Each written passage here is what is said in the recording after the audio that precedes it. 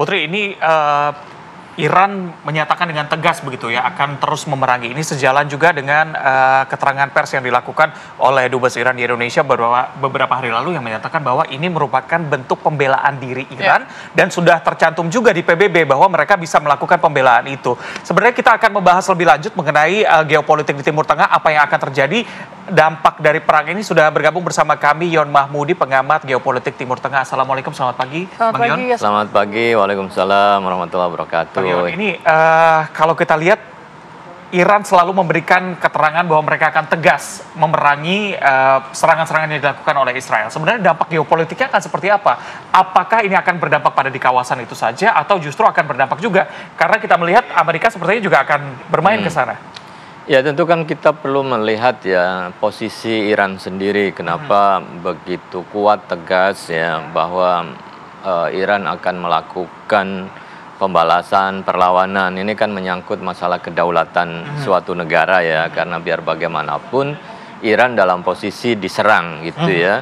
Dan itu terjadi ketika perundingan nuklir sedang dilaksanakan dan akan ada pertemuan lanjutan, tetapi setelah itu Israel merasa yakin cara untuk mengakhiri ya program nuklir, dan itu adalah musuh dari Israel adalah dengan melakukan serangan. Dan ini ya tentu berdampak kepada sikap dari Iran untuk menyatakan right to defense, bahwa Iran harus mempertahankan diri dan itu pasti akan ditebus mati-matian. Itu kan menyangkut masalah kehormatan Iran, maka akan dilakukan serangan balasan. Nah, kalau kita kemudian melihat respon dari beberapa negara, Amerika awalnya kan mengatakan kami tidak terlibat ya dalam serangan, kemudian juga beberapa negara Eropa menyatakan bahwa ini adalah serangan dalam bentuk unilateral, artinya sepihak yang dilakukan oleh Israel tanpa konsultasi dengan sekutu-sekutunya begitu ya.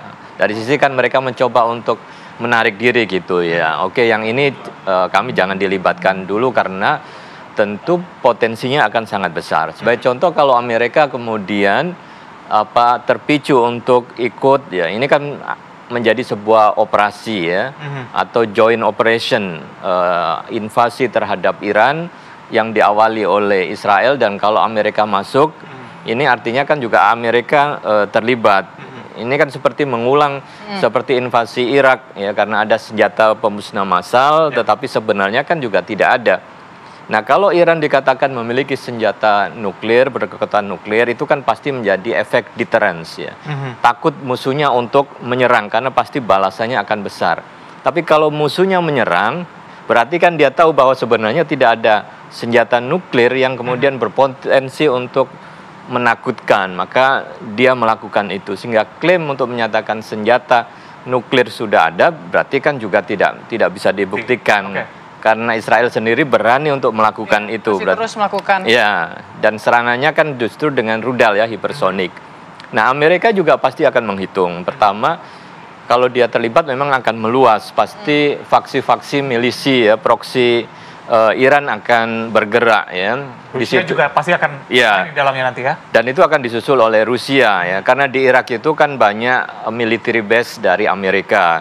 Kemudian di Teluk Persia ada Amerika, beberapa negara di Teluk ada Amerika. Nah, kalau kemudian milisi itu bergerak kemudian melakukan serangan balasan balik ya, secara sporadis kepada kekuatan Amerika, ini kan juga menjadi persoalan. Ditambah internasional, pasti Iran juga tidak akan menyerah begitu saja, akan minta bantuan kepada sekutunya yaitu Rusia. Nah, kalau ini yang terjadi, pasti akan terjadi perluasan tidak hanya regional, tetapi ini bisa seperti global begitu.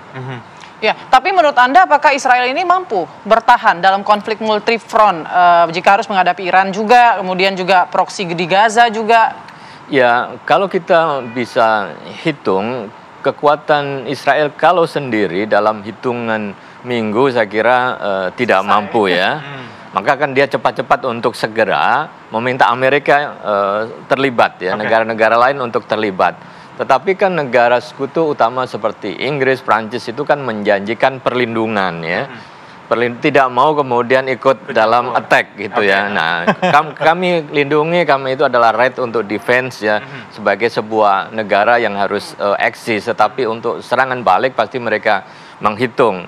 Mereka juga tidak siap untuk berperang seperti Perang Dunia I, Perang Dunia II, karena beda geopolitiknya. Kepentingan mereka nggak sekuat dulu. Ini kan ada kepentingan Israel saja. Nah, dalam kondisi itu, maka ketika Israel tidak dibantu, ya kembali pada pernyataan akhir Trump bahwa biarkan dulu Israel dan Iran itu berperang sampai puncaknya. Setelah itu baru kami akan melakukan negosiasi. Jadi kalau orang bertengkar, berantem itu sampai babak belur dulu, tetapi ringnya harus dijaga. Jangan sampai keluar ring terjadi pertarungan di luar itu dan melibatkan yang lain. Sehingga jelas pasti bahwa itu perang antara Israel dan Iran, kemudian nanti akan ditawarkan negosiasi. Oke, Bang, yang cukup menarik adalah 1 dekade terakhir, 10 tahun belakangan, Iran ini cukup mengembangkan militer elektroniknya begitu ya, untuk mengganggu radar, baik itu internet dan juga segala macam. Ini seberapa besar pengaruhnya? Dan kalau kita lihat beberapa hari lalu juga serangan terhadap Iran kan menyasar tempat-tempat penting, televisi, radio, tempat internet, bahkan sempat juga blackout begitu di sana. Ya.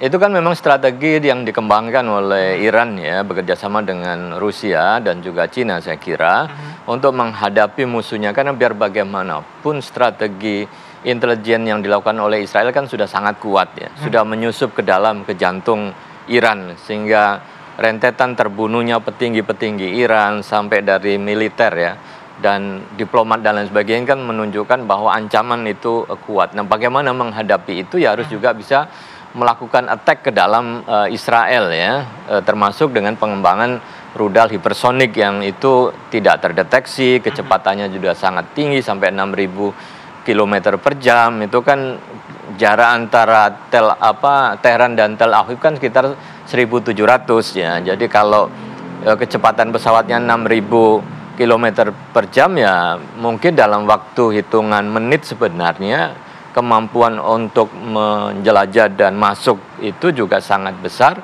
Apalagi Iron Dome-nya juga kemudian sebagian tidak berfungsi. Maka juga cara Iran kan juga menyebarkan ya informasi terkaitan dengan peta militer Israel yang akan menjadi sasaran, dan dia katakan ini juga kami share kepada milisi-milisi kami gitu ya.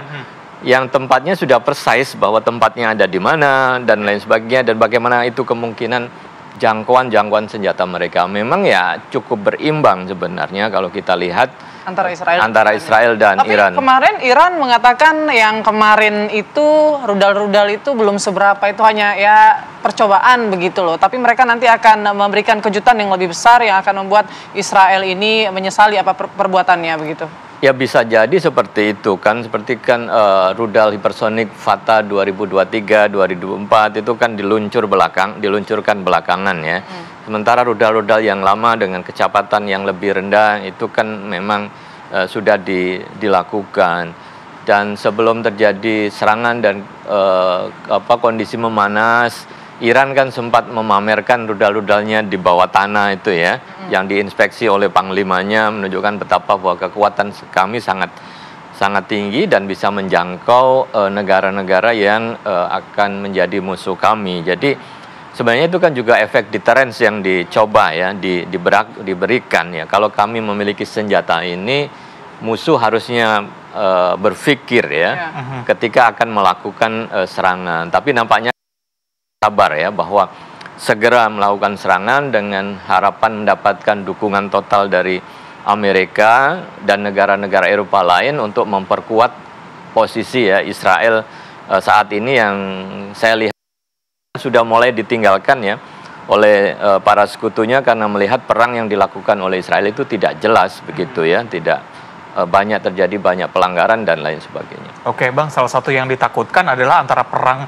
Iran dan adalah masyarakat Gaza begitu, mereka terlupakan fokus negara atau fokus dunia lebih ke sana begitu. Bagaimana dengan nasib mereka nantinya? Ya tentu kemudian jangan sampai isu Palestina teralihkan ya. Jadi Israel dengan di Gaza itu kan secara strategik sebenarnya kan dimenangkan oleh Gaza. Karena dunia internasional tidak mendukung ya aksi-aksi perang yang dilakukan oleh Israel. Tidak jelas ya serangan itu kepada siapa kecuali kepada rakyat sipil. Maka tentu kan Israel mencoba untuk mendapatkan perhatian publik dengan menggesernya ke Iran. Kalau dengan Iran itu kan sudah mulai terbagi itu seperti kepada Palestina ya. Eropa punya secara historis ya permusuhan dengan Iran, Amerika juga seperti itu. Beberapa negara Arab juga masih belum bisa bersahabat dengan Iran. Maka saya kira ini adalah bagian strategi dari Israel untuk mengalihkan terlebih dahulu bahwa ya perang kami ini adalah perang melawan Iran, sehingga bisa saja ini akan teralihkan ya perhatian kepada Palestina terhadap Gaza juga teralihkan. Mas Yohan, mungkin selain warga Gaza nih, pastinya juga dampak terhadap Indonesia juga pasti akan ada begitu ya, terutama jika Israel kemudian menyerang fasilitas nuklir Iran secara terbuka. Apa yang mungkin akan dibalas? Apakah nanti kemudian menyerang Tel Aviv sudah pasti, menutup Selat Hormuz, atau seperti apa nih untuk energi dunia? Ya, saya kira kan akan terjadi kekacauan ya di regional. Proksi dari Iran akan melakukan sabotase ya di wilayah-wilayah seperti di Irak yang ada Amerika.